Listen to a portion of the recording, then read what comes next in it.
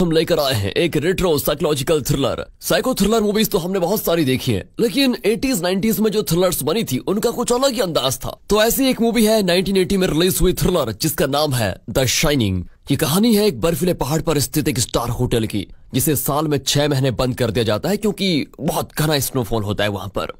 उन 6 महीनों में यहाँ सिर्फ होटल का केयर टेकर रहता है। अब एक बार होता यह है कि एक नया केयर टेकर अपनी फैमिली के साथ यहाँ 6 महीने के लिए आता है। इस सुनसान जगह पर उसे और उसकी फैमिली को इस बड़े होटल में किन खतरनाक चीजों का सामना करना पड़ता है। इस होटल में हो रहे मिस्टीरियस और साइको एक्टिविटीज से वो बचकर निकल पाते हैं या फिर नहीं, यही सब कुछ बहुत ही थ्रिलिंग तरीके से दिखाया गया इस मूवी में। तो अगर आप इस चैनल पर नए हो तो सब्सक्राइब का बटन जरूर दबा दीजिएगा।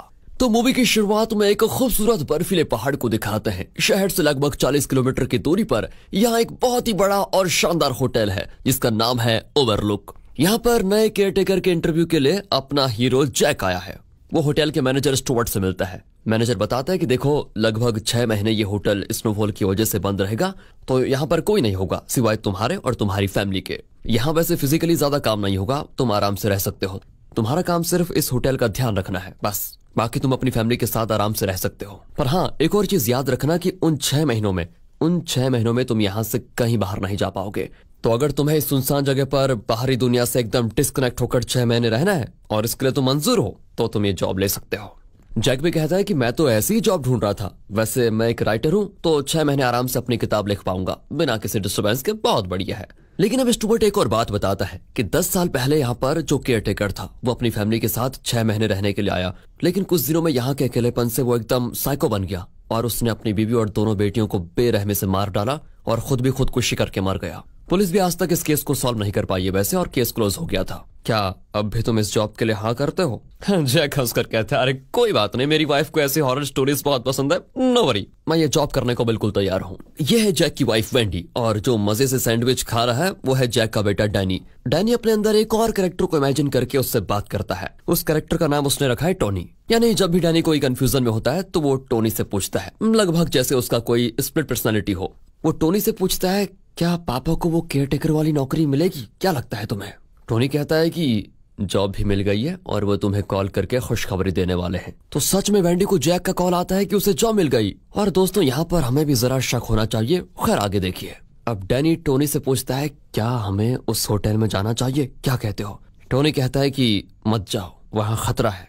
तब डैनी को इल्यूजन आता है कि होटल के अंदर खून की लहरें उठ रही है। डैनी तो डरकर बेहोश हो जाता है। फिर जब डॉक्टर आती है तो वो वेंडी से पूछती है कि डैनी को इस तरह के इल्यूजन्स कब से आ रहे हैं। वेंडी कहती है, बचपन से वो अपने इमेजिनरी फ्रेंड टोनी के साथ बात करता रहता है। हम बच्चे वैसे अक्सर ऐसी चीजें करते हैं, तो मैंने इस बात को ज्यादा सीरियसली नहीं लिया। हमने सोचा बड़ा होकर ठीक हो जाएगा। यहाँ सीन कट होता है और विंटर होता है शुरू। इस वजह से ओवरलुक होटल 6 महीनों के लिए बंद हो जाएगा। जैक और उसकी फैमिली वहां पर जाती है। मैनेजर स्टुअर्ट उन्हें होटल के टूर पर लेकर जाता है, यानी सारी चीजें उन्हें बताता है। वहां के स्टाफ पैकिंग में बिजी होते हैं क्योंकि सब अपने अपने घर जा रहे हैं और 6 महीने बाद ही लौटेंगे। दूसरी ओर डैनी होटल के गेम रूम में खेल रहा होता है। अचानक उसे 2 ट्विन सिस्टर्स दिखाई देती हैं। वो डर जाता है, लेकिन दोनों गायब हो जाती हैं। यहाँ स्टुअर्ट जैक और विंडी को फिर उनका कमरा दिखाता है।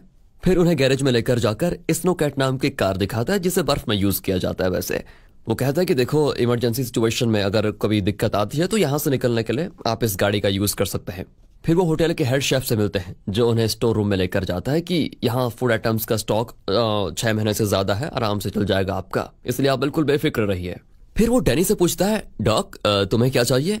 वेंडी एकदम से चौंक जाती है कि आपको कैसे पता इसका मतलब पेट नाम डॉक है? शेफ कहता है कि आपने अभी इसी नाम से इसे पुकारा था, भूल गए क्या? इसलिए मैंने भी इसका नाम यही लिया। लेकिन क्वेश्चन तो यह है कि वेंडी ने यहाँ आने के बाद डैनी को डॉक नाम से बुलाया ही नहीं। वो जरा कंफ्यूज हो जाती है कि मैंने बुलाया कि नहीं। खैर, अब डैनी शेफ का माइंड रीड करने की कोशिश करता है। दरअसल डैनी कभी कभी दूसरों का माइंड भी रीड कर लेता है। एक तरफ से उसमें कोई पावर है। उसे लगता है कि शेफ मुझे आइसक्रीम देना चाहता है। तब शेफ पूछता है कि बेटा आइसक्रीम खाओगे? वो कहता है हाँ। तो शेफ उसे अकेले में लेकर जाकर आइसक्रीम देता है।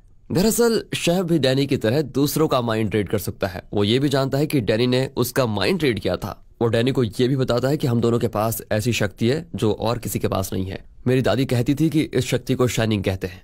डैनी चुपचाप उसकी बातें सुनकर सिर्फ एक सवाल करता है, क्या इस होटल में कोई बुरी घटना हुई थी? आप सिर्फ ये बताइए। शेफ कहता है, नहीं, ऐसा कुछ भी नहीं हुआ यहाँ पर। अब डैनी बताता है कि मेरा फ्रेंड टोनी कहता है कि इस होटल के रूम नंबर 237 में कुछ बहुत बुरा हुआ, बहुत ज्यादा बुरा। और टोनी ने मुझे वार्न किया था कि इस होटल में मत जाओ। अब ये सुनकर शेफ के चेहरे का रंग उड़ जाता है। वो स्ट्रिक्टली कहता है कि चाहे कुछ भी हो जाए, तुम और तुम्हारी फैमिली किसी भी सिचुएशन में रूम नंबर 237 के करीब नहीं भटकोगे, समझे। अगले सीन में दिखाते हैं कि होटल अब खाली हो चुका है और यहाँ जैक, वेंडी और डैनी, इनके अलावा कोई नहीं है। सुबह वेंडी अपना यूजुअल काम करती है और जैक को नाश्ता देकर कहती है कि चलो एक काम करते हैं, बाहर चलते हैं, थोड़ा खूबसूरत नजारा देख लेंगे और मौसम भी बहुत अच्छा हो रखा है। पर जैक पता नहीं क्यों अकेला रहना पसंद करता है और कहता है कि देखो मुझे अपनी बुक लिखने दो, मैं इस पे ज्यादा टाइम देना चाहता हूँ अपना, तुम और डैनी चले जाओ। वेंडी और डैनी फिर होटल के चारों तरफ की जगहों को एक्सप्लोर करते हैं। ग्रास का बना हुआ एक मेज होता है जिसमें माँ बेटा खेलने लगते हैं। अंदर जैक अपने आप में मस्त होता है। इस तरह 1 महीना आराम से गुजर जाता है बिना किसी प्रॉब्लम के। अब तक इन्हें यहाँ पर जरा से भी दिक्कत नहीं हुई। अब एक दिन डैनी अपने ट्राईसाइकिल को कॉरिडोर में चला रहा होता है तो उसकी नजर पड़ती है रूम नंबर 237 पर।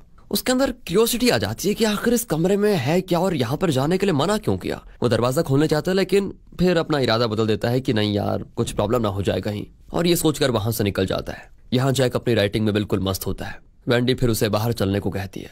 वो भी कहता है कि मुझे डिस्टर्ब मत करो, मैं काम कर रहा हूँ, तुम चाहो तो तुम बाहर जा सकती हो आराम से। वो दोबारा कहती है कि जैक बाहर चलो। पिछली बार तो जैक ने बड़े आराम से कहा था, लेकिन इस बार वो अपना लिखा हुआ कागज फाड़ कर चिल्लाता है कि मुझे चैन से लिखने दोगी या फिर नहीं। वेंडी उदास होकर चली जाती है कि दरअसल जैक उसके ऊपर कभी इस तरह नहीं चिल्लाता था, this is first time. Wendy फिर से डैनी के साथ बाहर जाकर आराम से खेलने लग जाती है। अब होता यह है कि इस अकेलेपन ने जैक को धीरे धीरे एक साइको में बदल दिया होता है। उस रात वेंडी किसी को कॉल करने की कोशिश करती है लेकिन सारे लाइंस डेड होते हैं। फिर वो रेडियो के जरिए लोकल पुलिस स्टेशन को कॉल करती है तो वो बताते हैं कि तूफान की वजह से सारे कनेक्शंस कट हो चुके हैं, अपना रेडियो ऑन रखिए, अगर कोई डिजास्टर अलर्ट देना हो तो हम उसके जरिए आपको दे देंगे। इसके बाद कुछ दिन बीतते हैं। अब एक दिन डैनी देखता है कि वो ट्विंस कॉरिडोर में खड़ी हैं और उसे अपने साथ खेलने के लिए बुला रही हैं। अचानक दोनों खून से लथपथ नीचे पड़ी होती हैं, दीवार भी खून से भरे होते हैं। डैनी बहुत डर जाता है और टोनी से पूछता है भाई क्या हो रहा है ये। टोनी नाम का इमेजिनरी कैरेक्टर बताता है कि देखो तुम डरो मत, जैसा शेफ ने कहा था ये सिर्फ तुम्हारी इमेजिनेशन है और कुछ भी नहीं। कुछ दिनों के बाद जब डैनी खेल रहा होता है तो अचानक उसके पास एक बॉल आती है। अब जहां से वो बॉल आई थी डैनी उसी दिशा में चल जाता है। बॉल आई थी रूम नंबर 237 से और अब उसका दरवाजा खुला हुआ है। ओह मुझे भी डर लग रहा है। यहाँ वेंडी को अचानक एक चीख सुनाई देती है। वो तुरंत जाकर देखती है तो जैक नीचे पड़ा होता है और जोर जोर से रो भी रहा होता है, वो भी अजीब तरह से। वेंडी फिर उसको कैसे भी करके शांत करके पूछती है तुम्हें हुआ क्या आखिर। वो बताता है मुझे सपना आया था कि मैं तुम्हें और डैनी को मार रहा हूँ। वेंडी भी कहती है अरे ये महज सपना होगा, इसमें इतना सीरियस होने की क्या बात है, इसकी कोई अहमियत नहीं है। तभी डैनी एकदम डरा सहमा वहां पर आकर खड़ा हो जाता है। उसकी शर्ट फटी होती है और लगता है किसी ने उसकी गर्दन पर हमला किया है। वेंडी भी एकदम शॉक हो जाती है और जैक पर चिल्लाती है कि तुमने डैनी पर हमला किया है, तुम पागल हो गए हो क्या। जैक कहता है प्लीज मेरा विश्वास करो, मैंने उसे नहीं मारा। फिर वो पागलों की तरह चिल्लाता हुआ कॉरिडोर में चलने लग जाता है। उसके बाद वो होटल के बार में जाता है जहां से अलग अलग इल्यूजन्स होते हैं, जैसे कि एक बारटेंडर उसके सामने खड़ा हुआ है। वो बारटेंडर को बताता है कि मैंने कभी अपने बेटे पे हाथ नहीं उठाया, लेकिन मेरी वाइफ कहती है कि मैंने उस पर हमला किया, क्यों कर रही है मेरी वाइफ मेरे साथ ऐसा। इतने में वेंडी वहां पर बेसबॉल बैट हाथ में लिए आती है और जैक से कहती है कि मैंने रूम नंबर 237 में एक डरावनी औरत को देखा। जैक अब उस कमरे को चेक करना चाहता है। दूसरी ओर दिखाते हैं तो शेफ को सेंस हो रहा होता है कि होटल में कुछ गलत हो रहा है और डैनी पर किसी बुरी शक्ति का असर पड़ा है। यहाँ जैक रूम नंबर 237 में जाता है। वहां पर एक खूबसूरत लड़की, बहुत ही खूबसूरत, बाथटब से निकलकर जैक की ओर आती है। जैक बेखुद होकर उसे गले लगा लेता है, लेकिन तभी आईने में उसका रूप दिखता है जो कि एक डरावनी दिखने वाली बूढ़ी औरत का रूप है।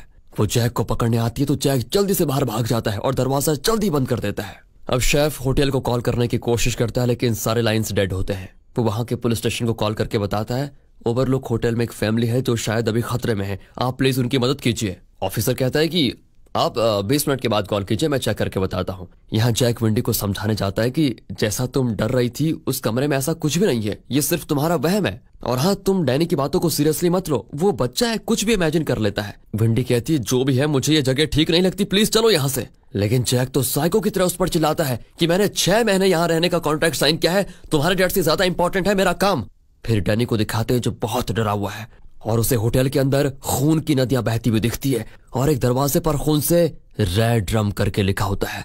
फिर जैक पार्टी हॉल में जाता है जो एकदम खाली है, लेकिन जैक को वहां पर एक पार्टी होती हुई दिखती है। एक वेटर जैक के ऊपर कुछ गिरा देता है और फिर सॉरी कहकर उसे बाथरूम में ले जाकर साफ करता है। वेटर अपना नाम चार्ल्स बताता है। जैक पूछता है अच्छा, तो क्या ये आप वो पुराने केयरटेकर हैं जिसने अपनी बीवी और 2 बेटियों को मार डाला? वो कहता है, हाँ मैं ही वो केयरटेकर हूँ। मेरी वाइफ और बेटियां मुझे काम नहीं करने दे रही थी, हमेशा मुझे डिस्टर्ब करती रहती थी, इसलिए मैंने सबको खत्म कर दिया। लगता है तुम्हारे परिवार में भी तुम्हें काम नहीं करने देता है कोई, इसीलिए तुम एक काम करो, उन सभी को मार डालो। हाँ, खासकर डैनी को, जो जरूरत से ज्यादा स्मार्ट बना फिरता है।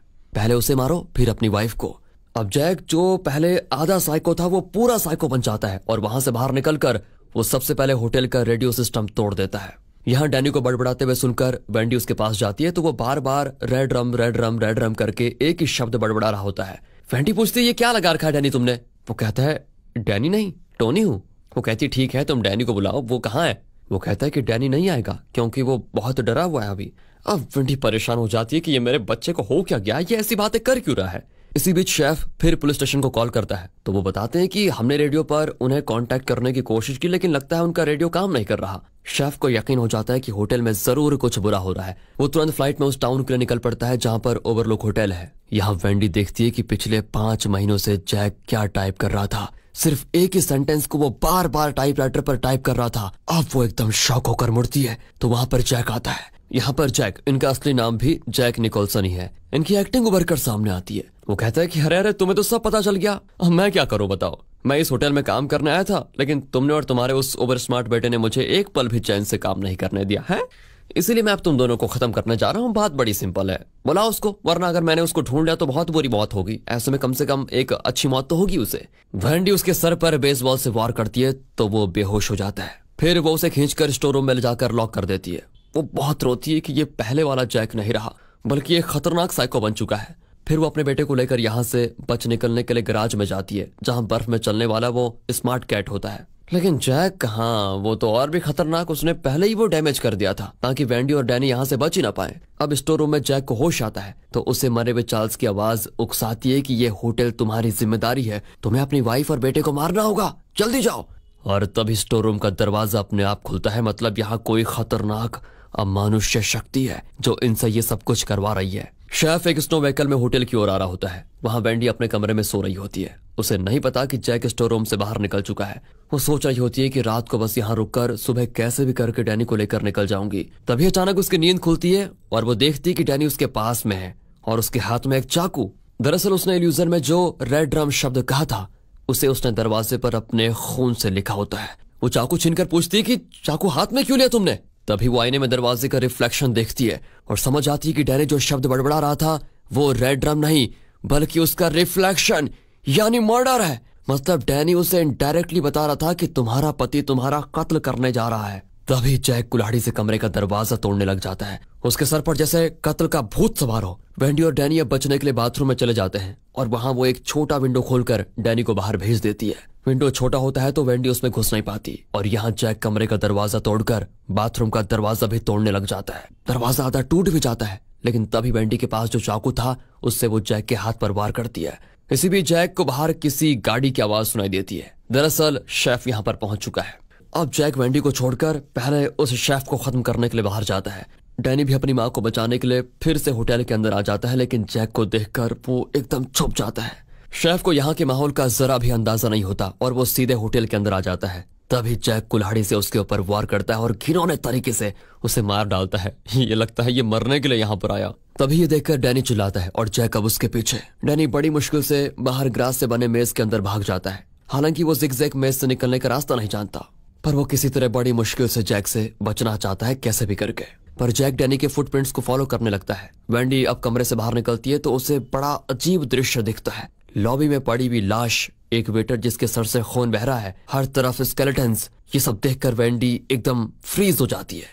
उस मेज के घुमावदार रास्तों पर गोल गोल घूमते हुए डैनी समझ जाता है कि पापा मेरे फुटप्रिंट्स को फॉलो कर रहे हैं। अब वो अपने फुटप्रिंट्स मिटाने लग जाता है और जंप करके एक दूसरी तरफ छिप जाता है। अब वेंडी देखती है कि एक अजीब खून की बू आ रही है। वो वहां जाती है तो खून की ऊंची लहरों को देखकर बिल्कुल डर जाती है कि ये हो क्या रहा है यहाँ पर। यहाँ बेचारा डैनी अपने फुटप्रिंट्स को ट्रैक करके उसी रास्ते पर वापस बाहर आ जाता है और अपनी माँ से मिलता है। दोनों उस गाड़ी में बैठ जाते हैं जिसमें शेफ यहाँ पर आया था। वेंडी उसे स्टार्ट करती है और दोनों होटल से दूर जाने लग जाते हैं। लेकिन यहाँ जैक मेज से बाहर का रास्ता ढूंढ नहीं पाता। सुबह होती है और तब तक जैक बर्फ में जमकर मर चुका होता है। अगले सीन में ओवरलुक होटल को दिखाते हैं और उस होटल में कई फोटोज रखे होते हैं। उनमें से एक फोटो होता है जैक का।